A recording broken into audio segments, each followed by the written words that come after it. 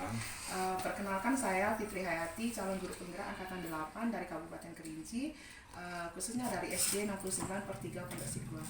Jadi kali ini Pak, kami dapat tugas dalam pendidikan guru penggerak untuk mewawancarai kepala sekolah yang berada di sekitar wilayah kami gitu. Nah kebetulan saya memilih Bapak untuk diwawancarai terkait dengan dilema etika dalam pengambilan keputusan yang mengandung nilai-nilai kebijakan universal gitu. Kira-kira Bapak bersedia saya wawancarai? Insyaallah bersedia. Nah, terima kasih Pak atas kesempatannya. Maaf nih Pak yang mengganggu waktu Bapak. Nah Pak, pertanyaannya yang pertama, bagaimana biasanya Bapak dalam mengenali situasi yang dapat dianggap sebagai dilema etika atau bujukan moral dalam konteks sekolah Bapak? Ya, menurut saya juga menekankan dengan memperhatikan penentuan nilai, konsultasi tim, dampak pada lingkungan, dan juga berpikir jangka panjang dalam mengenali dilema etika atau bujukan moral di sekolah. Dan juga saya berfokus pada aspek-aspek ini untuk memastikan bahwa keputusan yang diambil mendukung budaya sekolah yang positif dan lingkungan yang kondusif. Gitu ya Pak, menekankan pentingnya memperhatikan pertentangan nilai dulu ya Pak. Kemudian Bapak juga konsultasi tim, dampak pada lingkungannya apa, dan berpikir jangka panjang. Kemudian Bapak juga mengenali dilema etika itu atau bujukan moral itu di sekolah Bapak. Kemudian Bapak juga berfokus pada aspek-aspek untuk memastikan bahwa keputusan yang Bapak ambil mendukung budaya sekolah yang positif dan lingkungan yang kondusif, begitu ya Pak? Nah, kemudian pertanyaan yang kedua, bisakah Bapak ceritakan bagaimana Bapak biasanya mengambil keputusan ketika dihadapkan pada kasus di mana ada dua kepentingan yang sama-sama benar atau sama-sama mengandung nilai kebajikan? Ya, menurut saya, dalam situasi semacam ini, saya biasanya melakukan evaluasi mendalam terhadap setiap opsi yang tersedia. Yang saya akan melibatkan berbagai pemangku kepentingan termasuk tim guru, ya, orang tua, dan murid jika sesuai dengan keputusan yang diambil harus diselaras dengan visi sekolah dan nilai-nilai yang dianutnya, dan juga pertimbangan etika dalam jangka panjang dan juga kesejahteraan murid yang selalu menjadi fokus utama dalam proses pengambilan keputusan tersebut. Jadi dalam situasi semacam ini Bapak biasanya akan melakukan evaluasi gitu ya Pak ya. Kemudian Bapak juga memilih opsi yang tersedia. Kemudian Bapak juga melibatkan berbagai pemangku kepentingan seperti tim guru, orang tua, dan murid jika yang dibutuhkan. Kemudian keputusan yang nanti dia harus Bapak ambil itu selaras dengan visi sekolah Bapak gitu ya, nilai-nilai yang dianutnya. Oke Pak, terima kasih. Kemudian pertanyaan yang ketiga, apakah Bapak memiliki langkah-langkah atau prosedur khusus yang akan Bapak ikuti dalam pengambilan keputusan dilema etika? Kemudian bagaimana prosesnya biasanya Bapak lakukan? Ya, menurut pendapat saya, yang kami miliki prosedur yang melibatkan banyak pemangku kepentingan dalam pengambilan keputusan dilema etika. Pertama, khusus kasus akan diselidiki secara menyeluruh. Kemudian kami akan mengadakan pertemuan dengan tim guru, komite sekolah, orang tua, dan juga diperlukan murid pertama pertemuan ini. Dan juga kami akan menganalisis semua opsi yang ada dalam pertimbangan implikasinya. Keputusan diambil berdasarkan diskusi terbuka dan dengan berfokus pada prinsip-prinsip etika dan nilai-nilai yang dianut di sekolah tersebut. Oke Pak, jadi Bapak memiliki prosedur ya gitu yang melibatkan banyak pemangku kepentingan dalam pengambilan keputusan dilema etika. Yang Bapak pertama Bapak itu menyelidiki secara menyeluruh, kemudian Bapak mengadakan pertemuan dengan tim guru dan komite sekolah, orang tua, jika diperlukan juga murid gitu kan. Kemudian Bapak juga menganalisis semua opsi yang ada dengan mempertimbangkan implikasinya. Keputusan diambil berdasarkan diskusi terbuka gitu ya Pak, dengan berfokus pada prinsip etika dan nilai-nilai yang dianut sekolah. Kemudian pertanyaan yang keempat, apa yang menurut Bapak efektif dalam pengambilan keputusan dalam kasus dilema etika di sekolah, apakah ada pendekatan tertentu yang Bapak temukan yang berhasil seperti itu? Ya, efektif menurut pendapat saya tergantung dengan aktivitas dalam pengambilan keputusan dilema etika di sekolah, tergantung pada transparansi ya, dan keterlibatan semua pihak yang terlibat. Kami menemukan bahwa melibatkan komite sekolah, orang tua, dan guru dalam proses pengambilan keputusan supaya dapat terjadinya keberhasilan nanti ya. Yang terlibatnya orang tua tadi, dan juga ini memungkinkan berbagai sudut pandang dan pandangan yang berbeda dipertimbangkan ya, sehingga keputusan yang diambil lebih seimbang dan sesuai dengan nilai-nilai etika sekolah.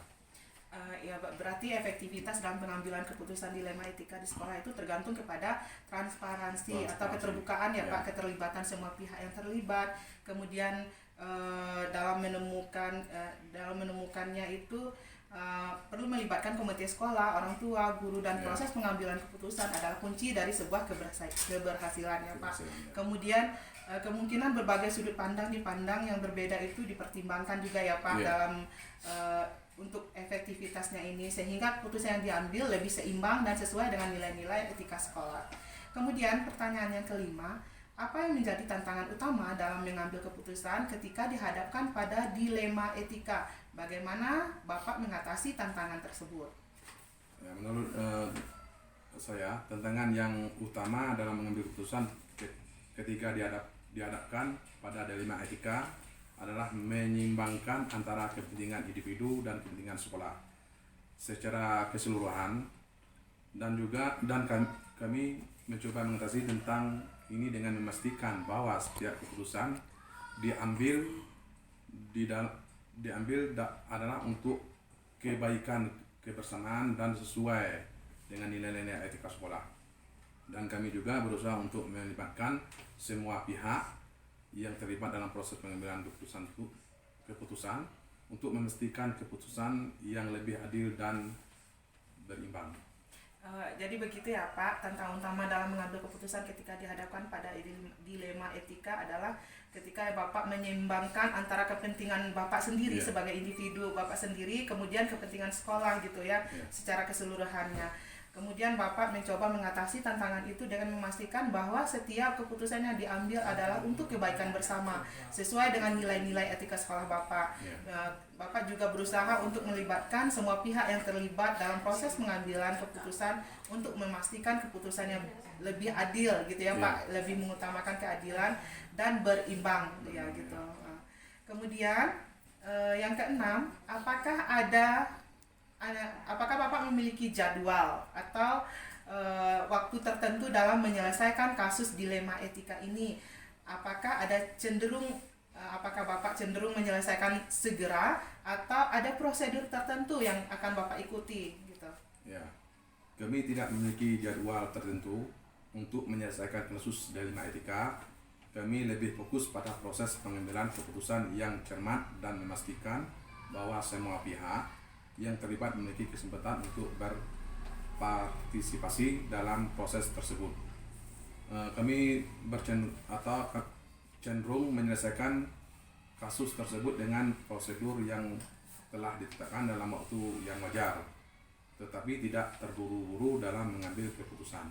Jadi Bapak dalam menyelesaikan sebuah dilema etika itu, Bapak lebih mengikuti prosedurnya gitu ya Pak. Bapak menyelesaikan kasus tersebut tidak terburu-buru dalam waktu yang wajar juga ya Pak, tidak terlalu lama, tidak terlalu cepat gitu ya Pak, begitu prosedurnya. Kemudian pertanyaan yang ketujuh, adakah seseorang atau faktor-faktor yang biasanya membantu atau mempermudah Bapak dalam proses pengambilan keputusan dalam kasus dilema etika di sekolah?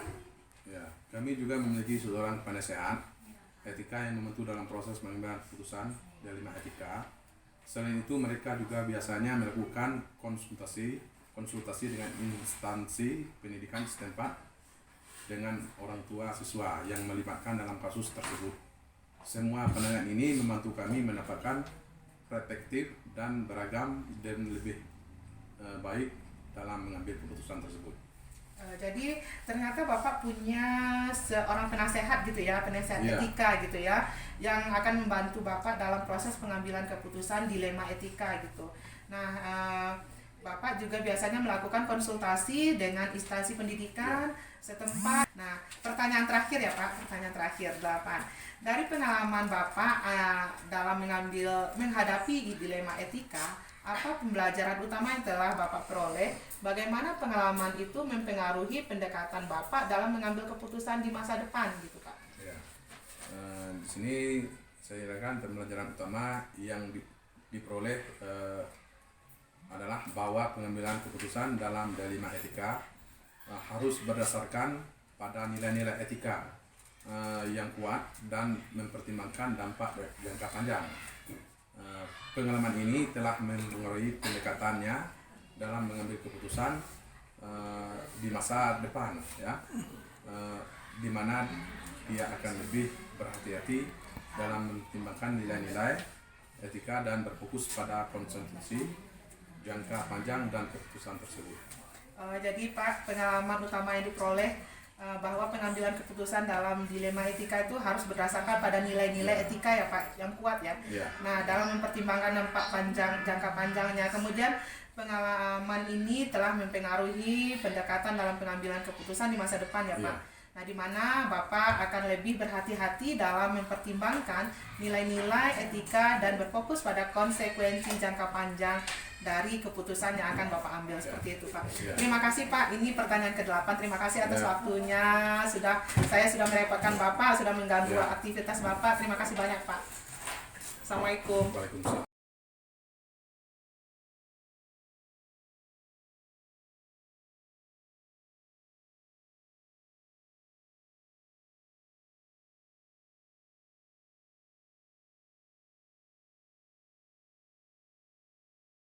Assalamualaikum Bu. Saya Fitri Hayati, calon Putra angkatan 8 dari Kabupaten Kerinci, khususnya dari SD 69 Nah, jadi kali ini kami ada tugas Bu untuk mewawancari kepala sekolah di sekolah sekitar sekolah kami terkait dengan dilema etika yang mengambil keputusan mengikuti nilai-nilai kebajikan universal. Nah, apakah itu tersedia? Terima kasih Bu atas kesediaannya. Yang ingin saya tanyakan, bagaimana biasanya Ibu dalam mengalami situasi yang dapat dianggap sebagai dilema etika atau rujukan moral dalam konteks konflik? Jadi untuk mengenali situasi dilema etika itu merujuk atau rujukan moral dengan dan dampak dari konsultasi dengan teori dan beracuan pada kode etik profesional guru. Bagi yang penting untuk mempertimbangkan dampak keputusan tersebut dan memastikan bahwa kebajikan sekolah Baik Ibu, jadi Ibu mengambil sebuah mengenali atau mengidentifikasi sebuah dilema etika atau rujukan moral itu melalui memperhatikan pertentangan nilai gitu ya Bu. Kemudian dampak pada dirinya bagaimana, kemudian konsultasi dengan guru, terus beracuan pada kode etik yang profesional guru ya. Nah, berikutnya yang ingin saya tanyakan, bisakah Ibu menceritakan bagaimana Ibu bisa mengambil keputusan ketika dihadapkan pada kasus di mana ada dua kepentingan yang sama-sama benar Ibu. Kedua-dua kepentingan ini sama-sama benar gitu. Jadi Ibu dihadapkan untuk memilih salah satunya. Nah, atau kepentingan ini sama-sama mengandung nilai kebajikan. Bagaimana cara Ibu mengambil sebuah keputusan ketika dihadapkan kepada kasus yang demikian? Jadi untuk mengambil keputusan itu untuk mengambil pendekatan serupa, kita kita menghadapkan pada kedua kepentingan yang sama-sama benar. Dia akan mengadakan pertemuan dengan tim guru, komite sekolah, dan pihak terkait lainnya. Mereka akan melakukan diskusi terbuka untuk merinci manfaat dan risiko dari setiap opsi yang ada. Keputusan diambil berdasarkan konsensus dan dengan berpegang pada nilai kebijakan. Jadi Ibu mengambil sebuah keputusan yang seperti yang saya terangkan tadi, ketika dihadapkan kepada kedua kepentingan yang sama-sama benar, Ibu mengadakan pertemuan rutin dengan tim guru gitu. Kemudian dengan ke komite sekolah, juga dengan pihak-pihak terkait lainnya. Nah, Ibu juga melakukan diskusi terbuka gitu untuk merinci manfaat dan risiko dari setiap opsi yang ada gitu ya, dari setiap pilihan yang ada. Namun keputusan yang diambil berdasarkan konsensus dan dengan berpegang pada nilai kebajikan yang telah ditetapkan. Ya Bu. Nah, pertanyaan saya yang ketiga adalah, apakah Ibu memiliki langkah-langkah atau prosedur khusus yang yang akan Ibu ikuti dalam mengambil keputusan dilema etika? Nah, jika ada, bagaimana prosesnya yang biasa Ibu lakukan? Jadi langkah-langkah yang pertama adalah melakukan analisis mendalam terhadap kasus tersebut. Kami akan mencari tahu apa yang menjadi inti masalah, siapa yang terlibat dalam nilai-nilai terkait. Selanjutnya, kami akan mengadakan pertemuan dengan tim guru dan pihak terkait lainnya yang untuk berdiskusi. Dalam diskusi tersebut, kami akan mencari solusi yang paling sesuai dengan nilai-nilai etika dan kebijakan yang dianut sekolah. Keputusan diambil berdasarkan konsensus. Luar biasa ya Ibu, bagaimana sekolah Ibu melaksanakan dalam langkah-langkah dalam mengambil suatu keputusan yang menghadapi dilema etika. Nah, berikutnya, apakah yang menurut Ibu efektif dalam pengambilan keputusan dalam kasus dilema etika di sekolah? Apakah ada pendekatan tertentu yang Ibu temukan dan berhasil? Jadi efektivitas dalam mengambil keputusan dilema etika di sekolah melibatkan analisis mendalam terhadap kasus tersebut. Kami menemukan bahwa dengan mengidentifikasi inti masalah dan nilai-nilai yang terlibat, kami dapat mengevaluasi semua opsi dengan lebih baik. Pendekatan ini membantu mereka memilih solusi yang paling sesuai dengan prinsip-prinsip etika dan nilai-nilai yang ada di sekolah. Ya. Jadi Ibu dalam tadi melaksanakan Ibu dalam mengambil keputusan pada kasus-kasus tertentu tadi dalam dilema etika tadi, Ibu pengambilan keputusan melibatkan analisis mendalam ya Bu terhadap kasus tersebut, kemudian menemukan bahwa mengidentifikasi inti masalah dan nilai-nilai yang terlibat, apa saja nilai-nilai yang terlibat di situ, apa saja permasalahan di situ. Juga Ibu mengevaluasi pilihan-pilihan yang lebih baik, pilihan apa yang lebih baik yang akan dilakukan. Kemudian Ibu juga menggunakan pendekatan dalam membantu Ibu memilih solusi yang paling sesuai dan prinsip-prinsip etika yang nilai-nilainya dianut oleh sekolah Ibu. Nah, pertanyaan berikutnya, pertanyaan kelima, apa yang menjadi tantangan utama dalam mengambil keputusan ketika dihadapkan pada dilema etika? Kemudian bagaimana Ibu mengatasi tantangan tersebut? Tantangan yang utamanya adalah menghadapi tekanan waktu dan ekspektasi yang tinggi.